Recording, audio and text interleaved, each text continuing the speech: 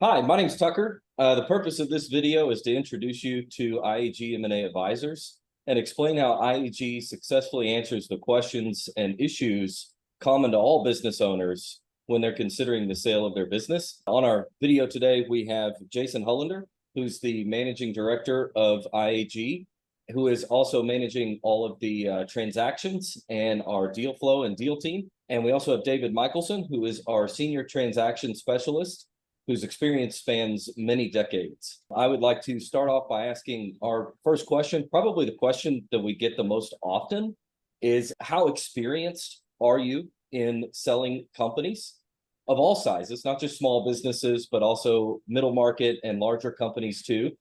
And how successful are you in selling those businesses? That seems to be a common question that we get, and a perfectly reasonable question for them to ask, because it often comes up that, hey, if I'm going to sign up and look at selling my company, what can I expect and how do I know that you can actually sell it? Well, let me take a stab at it.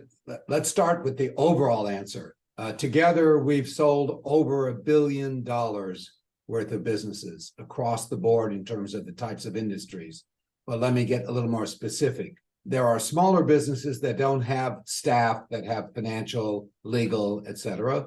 And there are bigger businesses that do have financial teams, but all of them, whether they're small or large, always want to choose an experienced M&A team to represent them, because when you're selling a business, it's very different than operating a business. And it takes very specific skills and specific ability to answer questions, not only from the seller, but from buyers. You are the intermediary, you're doing the heavy lifting. You're letting the business person continue to operate their business while you handle all of the questions, all of the vetting of the buyers, finding financial resources for the buyers, talking about why they should make the kind of offers they should make, so that the seller is only involved once they have total confidentiality and non-disclosure agreements in place.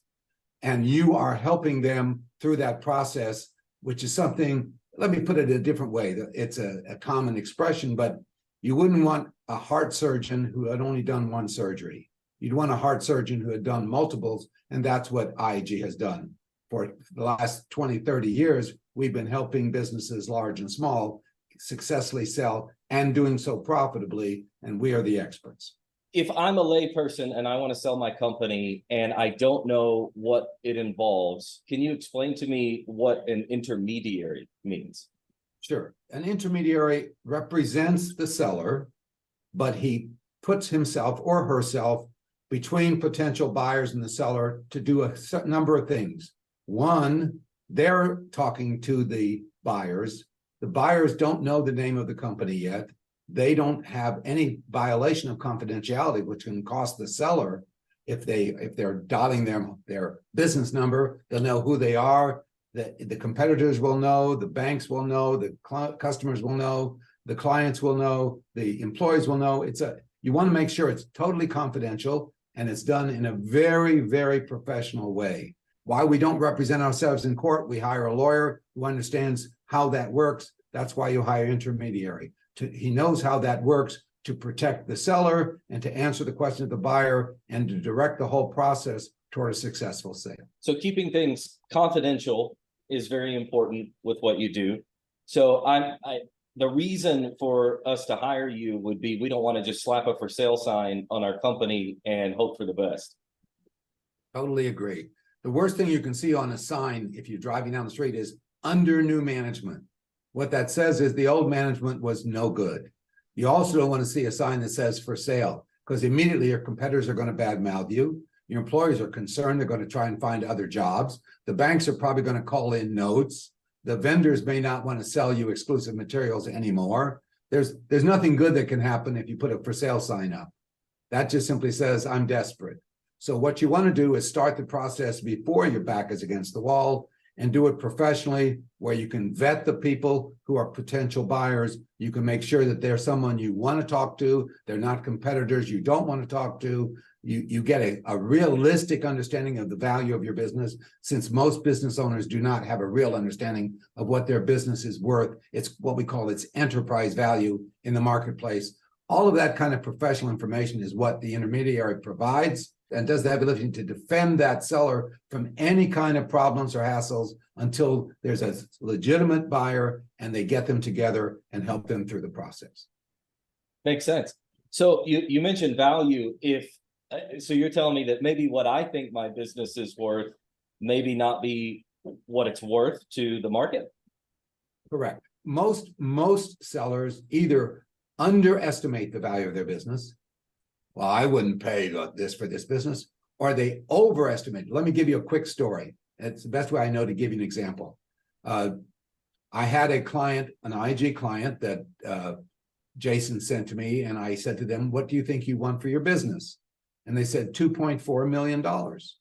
And I didn't say, "Are you crazy?" I just simply said, "Why do you think your business is worth $2.4 million?" And they said, "That's how much we've invested in the last 25 years. So I said, "You're making $100,000 profit in your business. Would you buy a business that took you 24 years to get your money back with no interest?" And they say, "No, we wouldn't do that."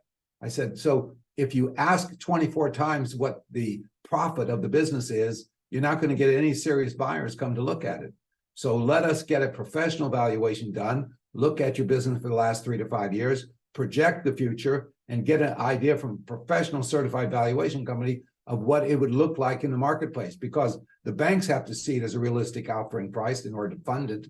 And the buyers have to see it as a realistic offering price in order to waste their time or not waste their time talking to a seller. So that it's very important for that seller to get a good idea of the range, the reasonable range that business might sell for, so they can make a determination whether to put it on the market or not.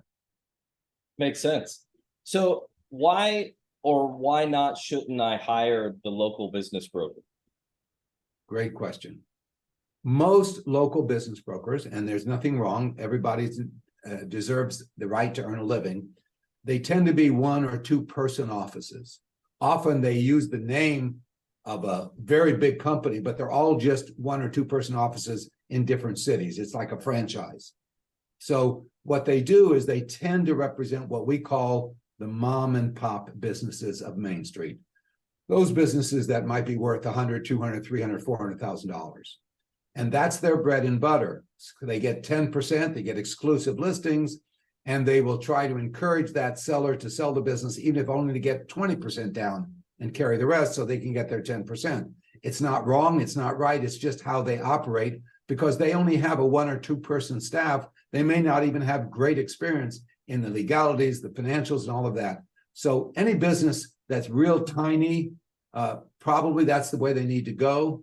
But if they're a business that's worth 500,000 to 100 million, which is the range that we work with, then it makes sense to hire a professional so they can get a true value. They can get 80, 90, even 100% of their money up front, and they don't have to deal with being a landlord or a collector and may never get their money. That's where you hear the horror stories.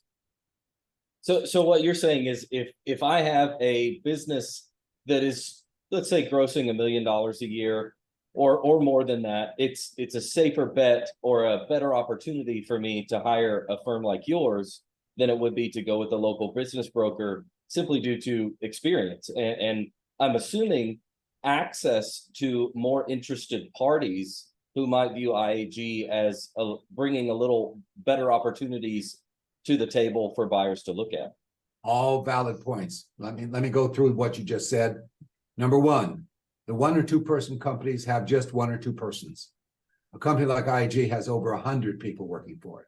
You wouldn't want to go to a lawyer who works out of his house if you had a multi-million-dollar case. You want a law firm that has clerks and has other lawyers with experience in every area. That's what IAG offers. So they can help with the financing, they can help with the valuation, they can help with all of those kinds of things, putting it in various marketplaces. Plus, the second thing you mentioned, IAG has been in business for over 3 decades. So they have 10, 20,000 buyer database.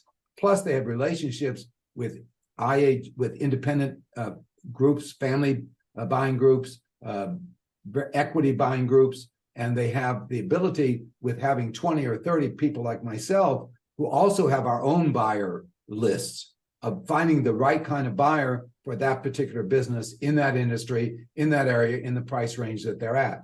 So you have an opportunity to take advantage of an existing database where the 1 or 2 person firms, they don't have any buyers. So they're going to list you and advertise you, hopefully confidentially, and try to find a buyer to attract to them. But they're local.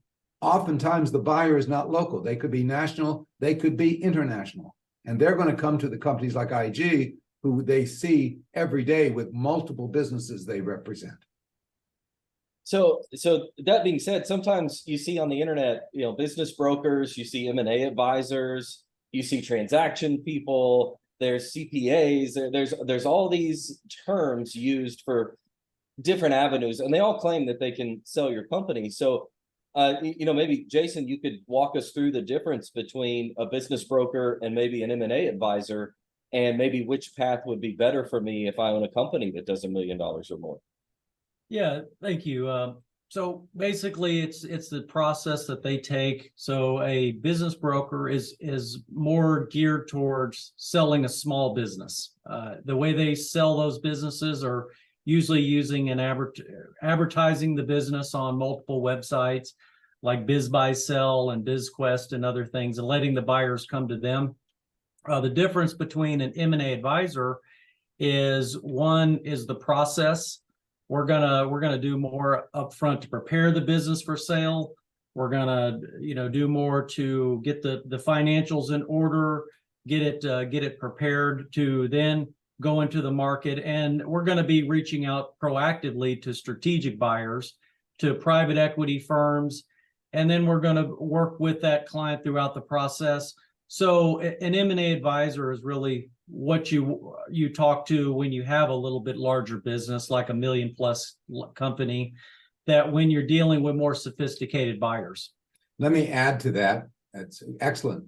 The difference is a company like IAG has professionally prepared information memorandums, and buyers often say, I don't even want to waste my time unless I have a complete dossier, explain the business, its personnel, its history, its projections, its competition. So we make sure that that professional package is prepared. That makes a huge difference in attracting buyers, number one.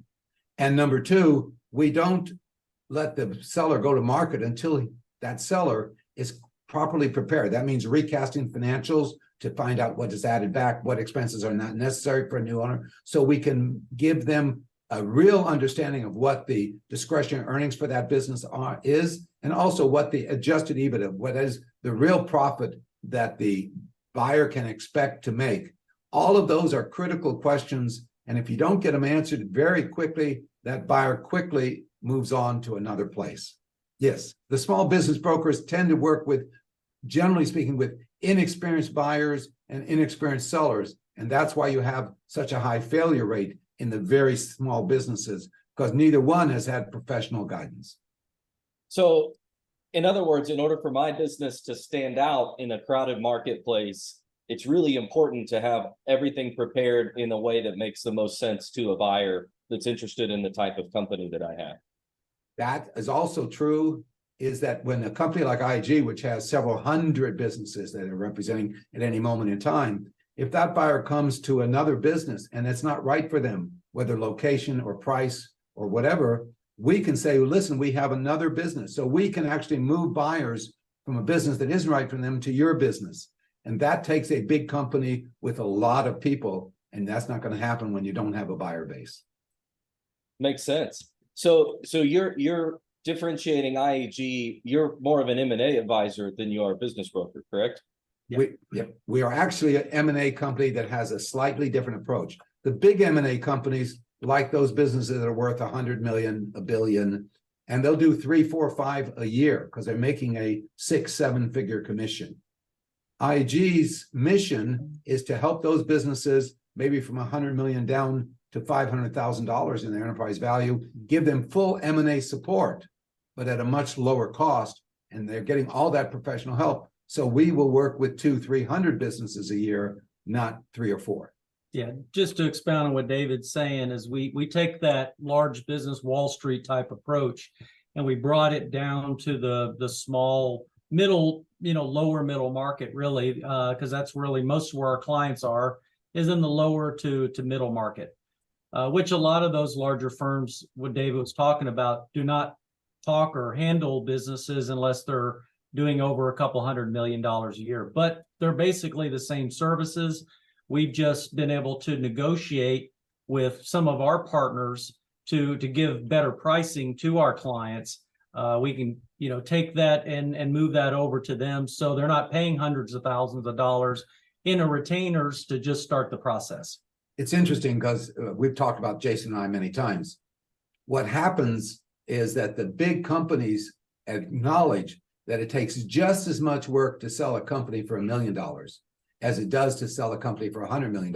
In fact, it takes more work because you have to really stimulate offers at $1 million, where there's many, many suitors for the ones at 100 million. So that's why they don't want to bother with the smaller businesses. And that's the niche that IAG fulfills. Okay.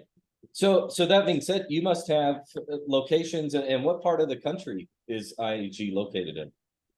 Well, we're nationwide, Tucker. We work with clients across the U.S. and Canada. We have intermediaries across the U.S. as well, like David and the rest of our team. But our support staff is in the Texas market, but many of our clients are outside of Texas. Okay. Yeah, and transaction specialists work from their own offices. So I have my own office, and we have people in California, we have people in Washington, Oregon, we have people in the East Coast, Southeast, Southwest, and the North. So IAG is represented. Understand, we're talking about for sellers throughout the North America, US and Canada, but our buyers come from all over the world. Okay. What do you think is, like, with such a crowded market of, we went over business brokers and M&A advisors and different types of people, what do you think puts IAG at a competitive advantage to sell companies over maybe some of the other even M&A advisors out there? Well, I think it's the expertise of our people, our deal team. Has, many of them are business owners. They've sold businesses. They've gone through the process many times. So bringing that level of experience to even a small business, and we're very one-on-one. We're not bringing in a bunch of people into a big conference and trying to, build that excitement. We're all confidential. We're one-on-one with our clients. Every client is important to us. We take the time to understand their business. And I think it's our attention to detail that is really sets us apart in the market from a lot of other firms out there. Yeah, Jason might not want to brag, but I will brag on his behalf. In 2021, 2022, and 2023, IAG by Inc. magazine has said it's one of the 5,000 fastest growing companies in the entire United States. So that says something about what we do. The other thing is that, let me just give you an example for me. I've been the CEO, CFO, and COO of companies up to $100 million. I've had as many as 1,400 employees. So I'm not someone who's I don't know anything about it. I'm a used car salesman, just buy the car and I want my commission. I understand business, understand financials, I have relationships with banks, and there are many of the transaction specialists who have former banking jobs or have owned business, sold business. We have an incredible array of talent. So let's go back to the Inc. 5000 list. That's really impressive. I'm gonna assume that they're not gonna let you on that list if you don't sell companies, and a lot of them. Correct. Yeah, we have to everything we do with Inc. We have to prove our worth and demonstrate through our growth and through our reputation that we are doing what we're saying we're doing in the market. Awesome. We mentioned before about how difficult it is if I'm a business owner and I want to sell my company and you're my intermediary. So you're essentially going to battle on my behalf and trying to sell my company while I'm still doing the day-to-day operations. Do you think there are contributing factors that make it to where such a high percentage of businesses fail to sell or fail to get a decent asking price? There are many reasons. If you don't have a professional company like IAG, the statistics say you have about a 15 to 20% chance of selling your business and a 75 to 80% chance of not selling your business. And there are many reasons for that. One is violation of confidentiality. Suddenly customers leave, banks call, employees leave, etc. Another reason is that the seller often doesn't know what to say and what not to say. And so they say things that cause buyers to walk away, or they negotiate in such a way that it's my way or the highway, where the intermediary doesn't have that emotion involved, and they can try to find a way to make it work for both sides. There are those who don't have a clue about what their value is. There are those who don't understand financials at all. It's amazing how many people can't read financials and understand them. And so they don't know how to recast them. They don't know how to present them in a professional way. They're very, and the other thing is you can't be defensive. Anytime someone is defensive, I don't care what we're talking about, even if it's a husband and wife, especially with a buyer and seller. If the seller is very defensive, the buyer says, well, maybe I better pay attention, I go someplace else. So the secret of that is to have an intermediary who's never defensive say, that's a great question, and proceeds to solve the problem.